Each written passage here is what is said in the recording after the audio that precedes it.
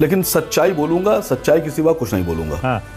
देखिए, जिसने भी ये फोटो बनाया है, मैं उस पर एतराज जताता हूँ। ये जो नेकर का फोटो बनाया है, ये गलत बनाया है। जहां से धुआं निकल रहा है, यहां से निकलता ही नहीं है। धुआं तो पीछे से निकलना चाहिए था। अब पता नहीं कैसे बना दिया, साइड से धुआं कैसे निकल रहा है। अगर मैं बनाता या मैं किसी से बनवाता तो धुआं जो है वो पीछे से निकलना चाहिए। कैसी बात कर रहे हैं? अरे नेशनल टीवी पर बैठे हैं असीम बकार, कैसी बात कर रहे हैं? मुद्दे की बात करिए। नेकर काम किस में आ गए हम लोग? किस चीजों में उलझ रहे हैं? नेकर की सर, नेकर की। नहीं, मैं बता रहा हूं आपसे। देखिए, ये सबसे पहली बात तो ये नेकर किसकी है? बहुत सी स्कूल की यूनिफॉर्म है इस तरह की। मैंने देखा है बहुत से लोग ऐसे ही पहने घूमा करते हैं। मैं अपनी दिल की बात कह रहा हूं। देखिए, अगर चित्र बनाइए तो चित्र ठीक से बनाइए, मेरा अपना मानना यह है। पता नहीं किसने बनाया है, मुझे नहीं पता। मैं आलोक शर्मा जी से कह रहा हूं, थोड़ा सा धुआं ठीक करिए सर इसका। और आपकी पार्टी का इस तरह से अगर आपकी पोशाक का या किसी और प्रतीक का इस तरह से कोई फोटो आ जाता बीजेपी या संघ की तरफ से, आपने तो पूरा देश से पे उठा लिया होता। अब आरएसएस और बीजेपी को दिक्कत होगी भाई, क्यों नहीं होगी? उनकी तो इतनी पुरानी ऐतिहासिक है कि ये ड्रेस का हिस्सा है, उसको जला के दिखा रहे हैं, बताइए। और आप कह रहे हैं कि आप भी उसका मजाक उड़ा रहे हैं, असीम बकार। देखिए, नहीं, देखिए, दिक्कत तो आरपी सिंह साहब को होना चाहिए थी, संगीत रागी साहब को। वो दोनों चुप बैठे, दिक्कत तो आपको। ना, अरे इसका मतलब आप सो रहे थे डिबेट में। गलत बात है, आप सो रहे थे डिबेट में, आपने देखा ही नहीं। सबसे ज्यादा दिक्कत तो संगीत रागी और आरपी सिंह को ही हो रही है।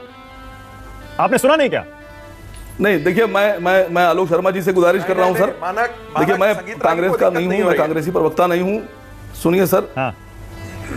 देखिए, मेरी आइडियोलॉजी कांग्रेस की नहीं है, मैं प्रवक्ता नहीं हूं कांग्रेस का।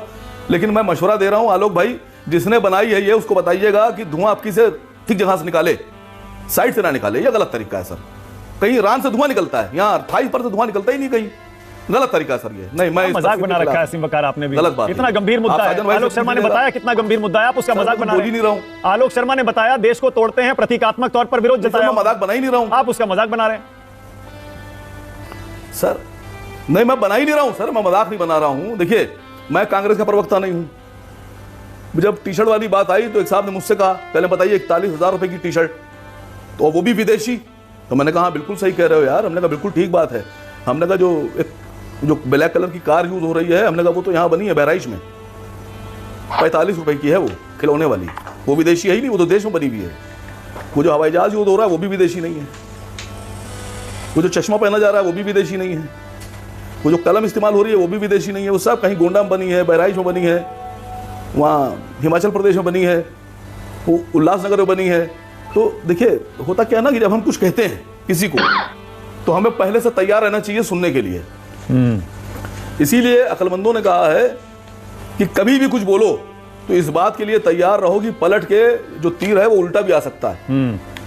तो कभी भी कोई तीर ऐसा मत फेंकिए जो अपने आप पलट के आ जाए आपकी तरफ।